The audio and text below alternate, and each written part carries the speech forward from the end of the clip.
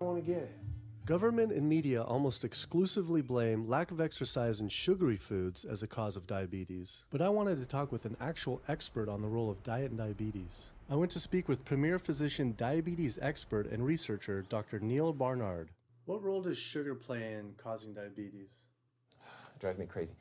Diabetes is not and never was caused by eating a high carbohydrate diet, and it's not caused by eating sugar. The cause of diabetes is a diet that builds up the amount of fat into the blood. I'm talking about a typical meat-based, animal-based diet. You can look into the muscle cells of the human body and you find that they're building up tiny particles of fat that's causing insulin resistance. What that means is the sugar that is naturally from the foods that you're eating can't get into the cells where it belongs. It builds up in the blood, and that's diabetes.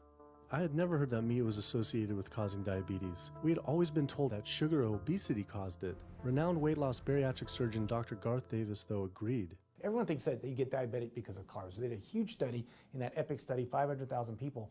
Carbs consumption was inversely related with diabetes. In other words, the more carbs someone ate, the less diabetes they had. But meat was strongly correlated. Get that aha moment. The starches, the carbs are good for you.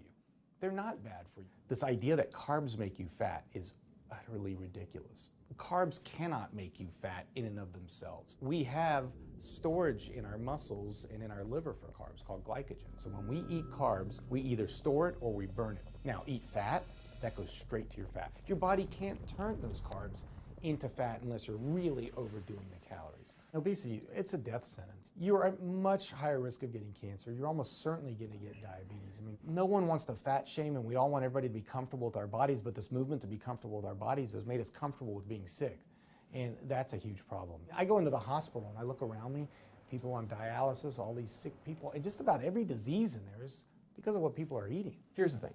If I eat a sugary cookie, the sugar lures you in like the Trojan horse, but waiting inside that cookie is a huge load of butter or shortening, and that's what fattens you up, and that's the part that leads to the diabetes. It's the fatty foods, not really so much the sugar. It's not that sugar is good for you.